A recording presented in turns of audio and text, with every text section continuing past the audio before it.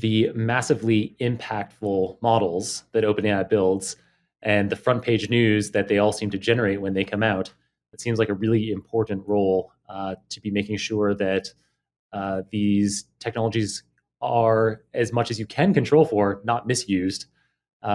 So let's talk about those on a model by model basis. Sure. You mentioned that you're currently going through this process with DALL-E 2. So maybe that is a model that we can start with. So I did do a 5 Minute Friday episode on DALL-E 2. It's episode number 570.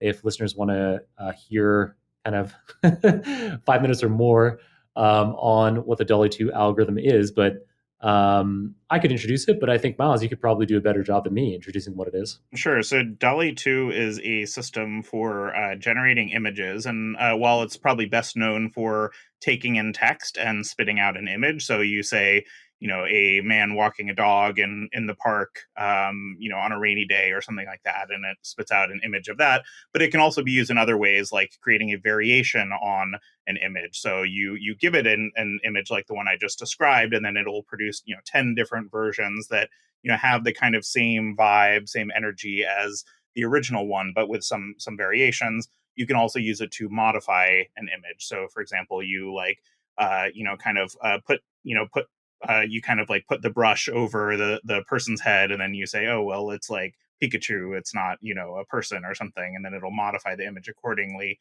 as you give it a new description. So it's this very flexible and general purpose technology for generating images that that raises a lot of interesting implications for creativity, for economic impacts, and potentially some risks as well. So my team has been very involved in trying to understand those issues. We worked with a lot of external red teamers and researchers to understand what are the biases that might be reflecting the distribution of the training data, and bias towards generating images of men, for example, when you don't Mm, specify the gender, and those kinds of issues are things that we can right. then take back and tweak the model, tweak the training data, tweak the way that it's kind of being served, and improve.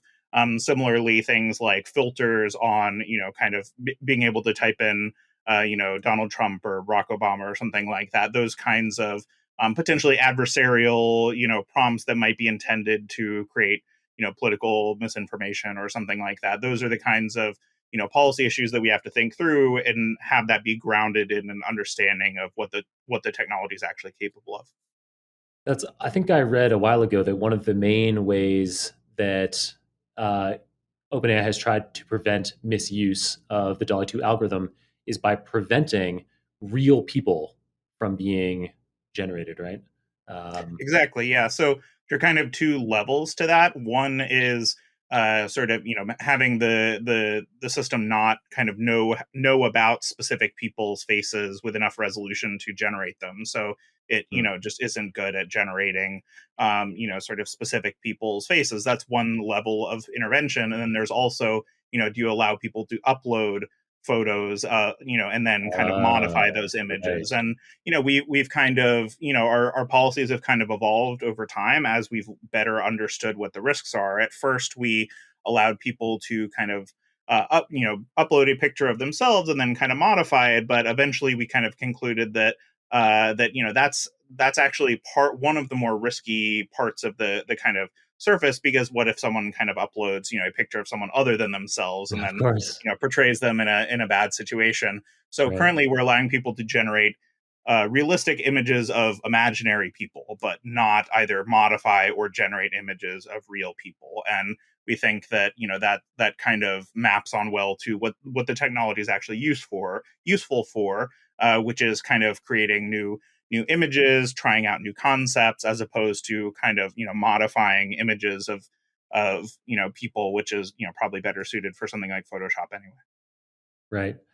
And there's also restrictions on things like, I guess there were particular classes of images that OpenAI might have tried to restrict from being in the training data. So things like violent situations or pornographic situations.